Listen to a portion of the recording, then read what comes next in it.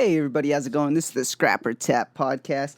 Today I'm going to be doing a quick breakdown of UFC Fight Night 174. We got Whittaker versus Till. Man, I think this main event, it's one of my favorite ones off of the Fight Island cards that we've had in the last couple weeks. This one definitely has a lot of title implications. The winner very well maybe taking on, getting a title fight. For the middleweight division, man. So we'll see. Definitely can happen, especially if Darren Till gets the win. I can definitely see him fighting Adesanya. But really quick, before we get into this fun card, I'm gonna do a quick recap of UFC Fight Night. Figueiredo versus Benavidez 2, man. It went down basically just like I saw at that main event. Davison Figueiredo knocked out Joseph Benavidez in the first round. That's basically what I said. I thought it'd be done within the first two. It's tough for Joby, man. I like Joseph Benavidez a lot. Give him a good fight to go out on. Give him a fun fight that he can win and then retire. I truly do believe this was his last title defense, but it's been fun watching him fight. I think he's been doing it since like 2009 or something. But it was tough to see, but man, we got a new heir. Another Brazilian champion, Davison Figueiredo, and it's going to be tough to take him out in that featherweight division, man. So we'll see. But also the co-main event did not go down how I saw. I don't think anybody saw it going down as an ankle lock, I think it was, or a knee lock. Jack Hermanson made Kevin Gastelum tap in the first. Didn't see that going down. But one that I was real happy about, and I was proud of this pick, man, I had the plus 305 underdog Joel Alvarez to take out Joe Duffy. Not too many people thought that was coming. I saw it coming, and he did exactly what I thought he would do. He actually subbed him. I think I said KO, but maybe I don't remember what I was leaning towards. But he got it done, and I was happy with that win. I did pretty decent on DraftKings, and let me see if anything else stuck out. Sarukian looked really good against Davy Ramos, and Sergey Spivak got the win like I thought he would to open up the night. Lipsky got a very nice submission over Carolina. I did not see coming, and Askarov did his thing against Pantoja, man. We had a good night of fights. It was fun. I went 6 for 12. Didn't do that bad. I got the main event correct, and that's the last 7 cards that I predicted. I got the main event correct ever since. Was it 7? Yeah, 7 fights ago. But yeah, man. So I've been doing pretty good, and I hope to keep it going. For UFC Fight Night 174, Whittaker versus Till. There's 15 fights on this card, man. This is the most, I believe, in UFC history. Maybe it was like a tie for one other event, but 15 fights, man. This is crazy. So I'm actually gonna fly through these prelims. I'm not gonna take so much time, man, because there's a lot of fights, and I'll focus a little bit more on the main card, because there's still 7 fights on the main card, man. So first we got, opening up, the minus 450 Nathaniel Wood versus John Castaneda, the plus 325 underdog. So, I like Nathaniel Wood here. I believe he's had already, is it 2 or 3 fights in the UFC? His last one, he got knocked out by John Dodson. And before that, he had a good submission win over Jose Quiñeros, which is a very good opponent, man. I like Nathaniel Wood. John Dodson, he did get knocked out, but man, that John Dawson's a tough opponent. He's been around. He's very experienced. So, he's taking on John Castaneda.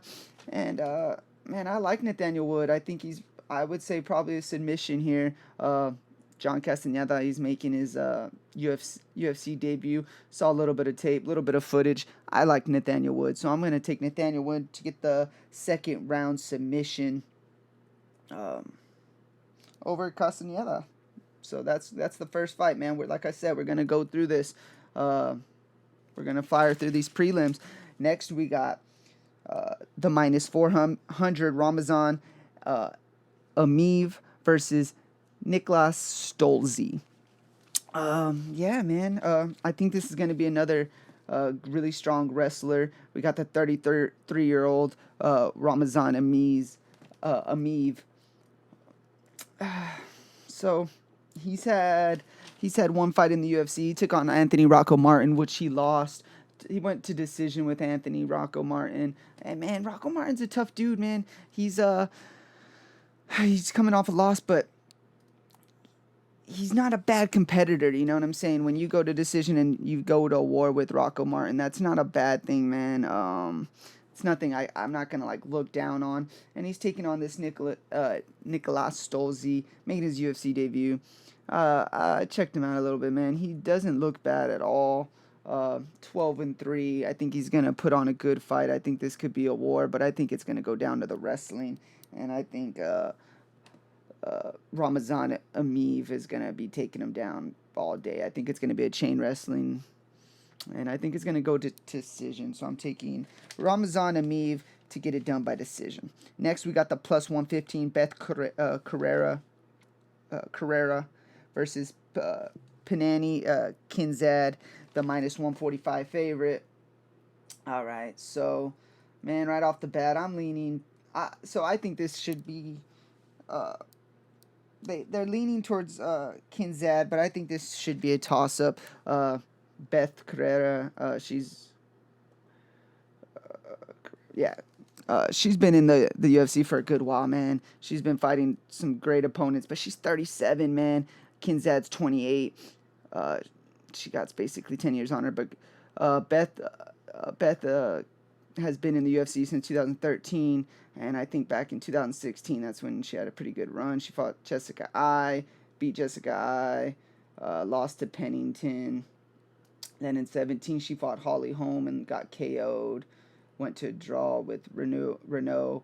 And then in 2019, she got a big win over Soraya Eubanks, and a submission loss to Aldana. Like I said, this should be a 50-50, but I'm going with the youth. I'm going to take Kinzad to get the... we're going to go another decision. I believe this is going to be a decision, and I don't know. I want to say it's... Yeah, so she beat Jessica Rose Clark by decision and then lost a decision to Julia Avila, which is a beast. Julia Avila is a really good, tough fighter. So, man, I like the path that Kinzad's on right now. Her debut, she took on a tough fighter, lost to Avila, but then came back and beat Clark. So I think she's on her upside. She's young. She's getting better each fight. So I'm going to take Kinzad to get it done over Beth. All right. By decision. Then we got the heavyweights, man. We got the minus 250 Tanner Boser versus Rafael Pessoa, the plus 195, man. So Tanner Boser came through for me his last fight versus Lin.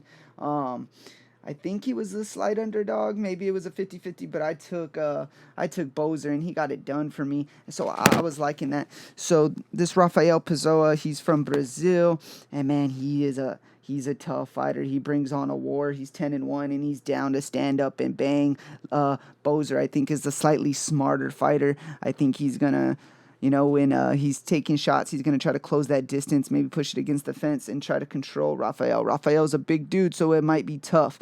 So Rafael, his first fight, he got submitted by Cyril Gagne, which is a beast, and I think he's gonna be a heavyweight champion, or at least competing for that title very soon. And then he won a decision over Jeff Hughes after that. So, he's 10-1, 1-1 in the UFC, 1 win, 1 loss. But then we got Tanner Boser, like I said. His last one is a KO win over Felipe Lins. I took Boser to get that done, and he was in a decision win for his debut, against Daniel Spitz. And then he also lost to Cyril Gagne, but by decision, man. So, Rafael got knocked out. Tanner didn't. MMA math does not work out like that, but I like Tanner Boser, man. I just think he has a smart, better fight IQ, and I think he's going to get it done. And I think they might have to get to banging, because I don't think Rafael's just going to come in there and, try to avoid haymakers or anything, man. I think he's going to come out swinging. And I think Tanner Boser is going to be forced to knock him out. So I'm taking Tanner Boser to get the KO victory in the second or third. All right, next we got Mozart Evolov versus Mike Grundy. This was probably the toughest decision for me to make. We got the 12-1 Mike Grundy versus the 12-0 Mosar Evolov. Evolov is 26. Grundy's 33, a bit older. He's only had one fight in the UFC, Mike Grundy, and it was a knockout win.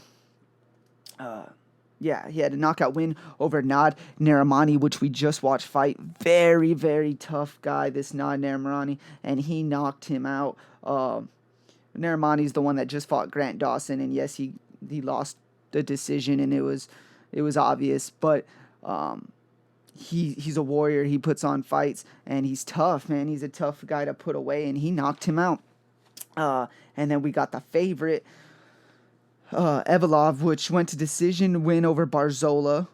And then Choi Sung-woo, he went to decision. So he's a decision fighter, man. He's going to use his wrestling. He likes to ground and pound and submit people after the ground and pound. This is going to be a good one on DraftKings where I'm going to take both, especially Mike Grundy because he's a big, a plus 150 underdog. But I'm going to have to lean towards Mosar Evolov. I got to go with the wrestling. I think he's going to stick to his game plan, and I think he's going to get it done. Mike Grundy, I think he only has the puncher's chance, unfortunately. And don't get me wrong. Like I said, I could take him on DK because I think he could get it done.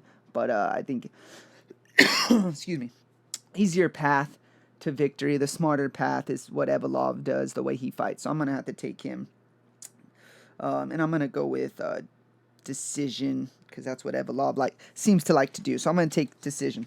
After that, all right, we got the minus 210 favorite Tom Aspinall versus Jake Collier, the plus 170. So Jake's been in the UFC. He's had a lot of wars, and he's been in there with a lot of good competition in the UFC. He's been here since 2014, and in 16, I think, is when he started fighting some really good competition.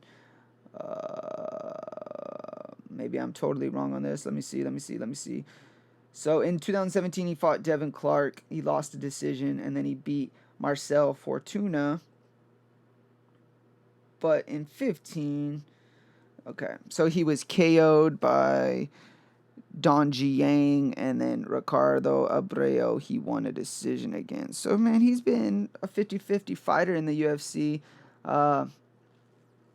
But the thing is, he loses a lot by KO, man, when it happens.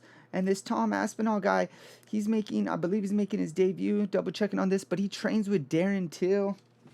And he looks good, man. He looks like a big dude.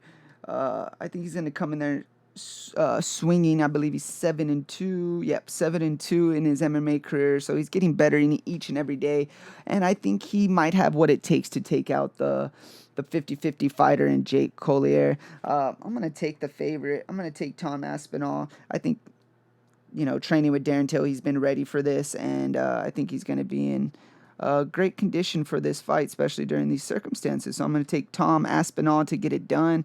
And I feel like these boys are going to be swinging their heavyweights. Let's go with TKO Tom Aspinall. Next, we got Nicholas Dalby, the minus 270 favorite, versus the plus 210 Jesse Ronson. Man, I'm going to make this one quick. I like Nicholas Dalby. I like his style of fighting, and I honestly think he's going to have plenty enough to take out this Jesse Ronson kid. So Ronson, he's had 2 fights in the UFC, and they fed him to the wolves, man. His first fight was against Francisco Trinaldo. He went to decision, so this guy is tough. He went to decision with Trinaldo, and then he went to decision with Kevin Lee. Like I said, his first 2 fights, they straight up threw him to the dogs. How are you doing somebody like that? Unless you truly don't see them ever making a run or living up to expectations in the UFC. So maybe that's what it is, and that's why they gave him the two studs that they did. But Nicholas Dalby, he's been on a different type of trajectory, different type of run. He's only been in the UFC for 1 fight, and they gave him Alex Oliveira, which is another tough opponent to take on the first your UFC debut, and he handled that pretty well. I like Nicholas Dalby. I like his style of fighting. I'm going to take him to get it done via TKO stoppage. This Ronson guy's pretty tough, and he's been able to go to decision with a lot of dudes, but I think Dalby's going to take him out. So, yeah, I'm taking Nicholas Dalby to get it done. After that, speaking of the Wolves, we got Francisco Trinaldo, the -165, taking on Jai Herbert, the +175 underdog. Making this one easy too, man. I like the bet. I'm gonna take Trinaldo. Now I made it sound easy, but this Herbert is 9 years younger than Trinaldo, so he's getting better. It could take one stepping up and getting it done and really making his name in the UFC with this win. And he looks pretty good in the tape that I've seen on him. But it's hard for me to go against Trinaldo. Not only all the experience in the world, he's been in the UFC since 2012, but his last fight he took on John McDessie, which is not a slouch at all, and he got the decision win. This was back in this was this year, 2020 in March. And then in 2019, he beat Bobby Green by decision. I mean, this guy's not done. He's fighting some of the best.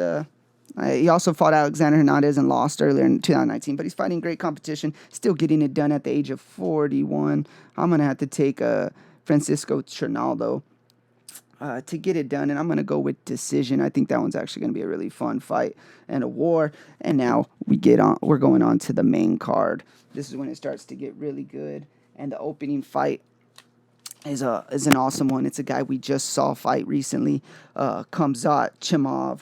He's the crazy odds right here, guys. Crazy odds. The -1,020. Oh, my gosh. Versus Rise McKee, the +710, which I actually like this Rise McKee guy.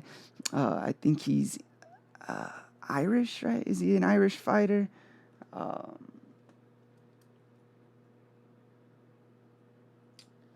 But yeah, man, I like him. He's a very entertaining fighter. He's 10-2. He actually looks really good. But man, just like I was talking about feeding people to the Wolves, man, I think they're doing the same thing to this Rice McKee, which I think he can actually be a pretty good star if his wins come along with it. But I think the star we're actually going to see shine that night is Khamzat Chimaev.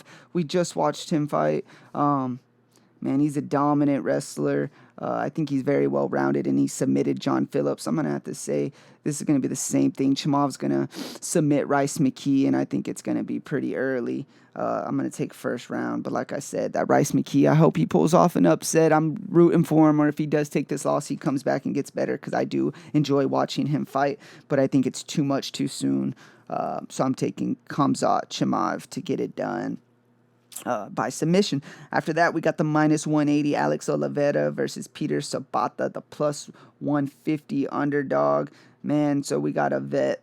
We got Alex Oliveira, which, man, he the cowboy, man. He puts on the Brazilian cowboy. He puts on some fun fights. It's hard to look past for a while. I think it was back in like 2018. He was going on like a bad run that he didn't look so great, and then he came back, and I believe his last fight he got a win. Let me double check this really fast. They're both, I was gonna say Oliveira got the age on him, but actually he's 1 year younger. So his last fight was against Max Griffin, got it done. I think I took Max Griffin over him, and Alex Oliveira showed me he still got some in the tank.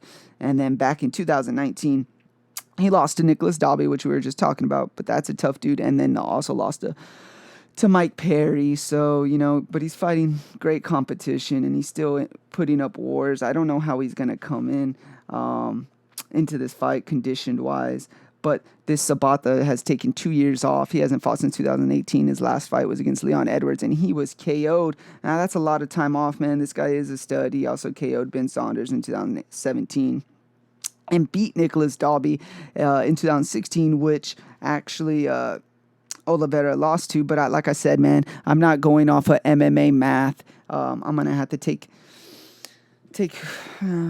experience and the more active. I'm taking Alex Oliveira to get it done, and I'm going to say by decision over Peter Sabata. And then next, we got the -120 Paul Craig versus the +110. It's pretty close to pick 'em. We got, excuse me for this one, man, Kadzumarad Antigalov. All right, so Antigalov, he's the +150 underdog.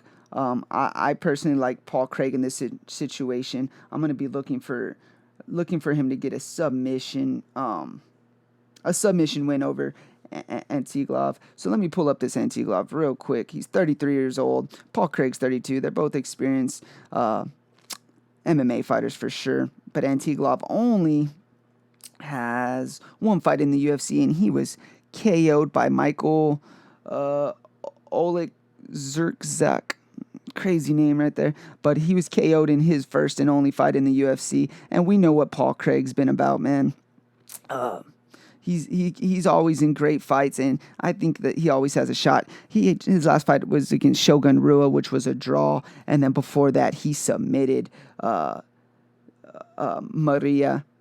Moria, and then before that he was KO'd by Menefield. Like I said, man, he takes on great competition. He wins some, he loses some, but it's all against great guys. I'm gonna have to take him by submission. I think he's gonna get the sub over Antiglov, and I think it's going to be second or third round. So I'm taking Paul Craig to get it done, the slight favorite. It's basically a pick'em. All right, next one. Speaking of pick'ems, it's not a pick'em, but I think it should be. We got Carla Esparza, the plus 140 underdog, versus Marina Rodriguez, the minus 170 favorite, man. So this one's a tough one to call. Carla's came through for me a lot. She came through for me this last fight. I took her to beat Michelle Waterson, and she did by decision. I told y'all it was going to be a boring wrestling fight. She was going to push up against the fence. That's exactly what she did. And before that, she took out Alexa Grasso, and by decision. So she's been a decision fighter. She's been fighting since 2014. She's been the champ. She's been here. She's fought great fighters. She lost to Tatiana Suarez and Claudia Gadelia, but those are great fighters, man. Like I said, she's been fighting at the top. And then we got Marina, which, is actually a year older than Carla Esparza. Just hasn't had the experience, especially in the UFC, that Carla has had. And, man, I like her, bro. I like her a lot. She has a decision win over Jessica Aguilar, and then a decision win over Tisha Torres, which just had a big win. So, man, this one's a really tough one. This is one of the hardest ones to choose on the card. I'm going to have to go with the one that's making her run, the undefeated fighter. I'm going to take the 12-0 Marina Rodriguez to get it done. But if Carla decides to do the same thing she just did in her last fight to Michelle Waterson, which is a beast, man, I could see her getting this win. But I think Marina's going to be able to keep her off, keep her at bay, and use that long striking because I think she has quite the reach on her, just a 2-inch reach. But I think she's going to use that to help her out and get the win. I'm going to take Marina. But, man, don't sleep on Carla Esparza. That's actually not a bad one for DK, not because she gets a lot of points, but because that's a underdog that can definitely get a big win here. All right. So I am taking Marina Rodriguez to get the win. Next one, we got the fight that should be the co-main event. We got Fabricio Verdum versus Aleksandar Gustafsson. Gustafsson is the minus 345 favorite. Verdum plus 270 underdog, man. That is a big difference, but I see why. Gustafsson's making his heavyweight debut, but Verdum did not look good his last fight. His last fight, he got freaking owned by Olenek, man, and before that, he didn't fight till 2018. He was suspended, and we all know why, right? We know he was popping. He was on some juice, and even then, in 2018, he was knocked out by Volkov.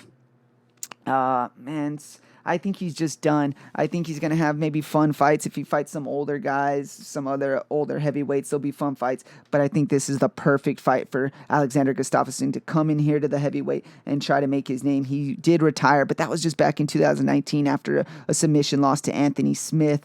But you guys got to remember, man, he's been in wars with John Jones, DC, Glover Teixeira, John Blachowicz, which he beat. I mean, he's had great competition. He is a stud. He, in my opinion, is a Hall of Famer. And if he can get himself a title win and make his run in the heavyweight division, that will be beautiful. That'll be a way to end his career. And maybe, maybe I'm just a fan speaking here, so that's why I want to see Gustafsson get the win and make his run in the heavyweight division. We've been wanting to see him in the heavyweight division, but this fight, definitely I'm taking Aleksandar. I think Verdum's just not where he used to be, and last time he looked he was not in shape. I'll be watching the weigh-ins, but if he looks anywhere like he did last time, I'm leaning hard, just like the odds are to Gustafsson. So I'm going to take him by TKO or submission, but I'm going to take TKO. Gustafsson. Let's go late. And like I said, man, that should be the co-main event, because the co-main event's fun. It's the older cats. We got the minus 190 Shogun Rua versus the plus 155 Antonio Nogueira. Let's start with Nogueira. So let's see. He hasn't fought since 2019, and that was against Ryan Spann, and he got KO'd. He got KO'd, but man, Ryan Spann's a great prospect. That's what we saw coming. Then he actually KO'd Sam Alvey in 2018. So if you think Nogueira's done, he says no, sir. It was a 2-year layoff before that, and he was KO'd by Ryan Bader, and he KO'd Patrick Cummins. So he's been back and forth. He's either KOing people or getting KO'd. He's a warrior, and he's not done, man. That's the crazy thing. How old is he? 44 years old and still going. And then we got Shogun Rua at 38. This is a fight for the vets. It's not the most intriguing fight in my opinion, but I think it'll be a fun fight for the older cats. So then we got Shogun Rua. His last fight was in 2019. He went a draw with Paul Craig, which actually is on the card. And before that, he KO'd Tyson Pedro. And he was KO'd by Anthony Smith in 2018, man. So we know Shogun Rua. He's been in wars. Man, he's been fighting since 2010 in the UFC. He's been doing this. I think this is going to be a fun fight, but I don't know how competitive. I don't know where these guys' chins are. But I'm going to take Shogun Rua, and I think they're going to be swinging. And the only way Nogueira loses is by KO. So I'm going to take Shogun Rua by KO, and it's probably going to be pretty early. But yeah, in the light heavyweight division. So one of these guys is falling, and I think it's going to be Nogueira. So I'm taking Shogun Rua to get the win. Then we got the main event. Let's go. The minus 115 Robert Whittaker versus the minus 115 Darren Till. And that's exactly what it should be, man. It should be a toss-up.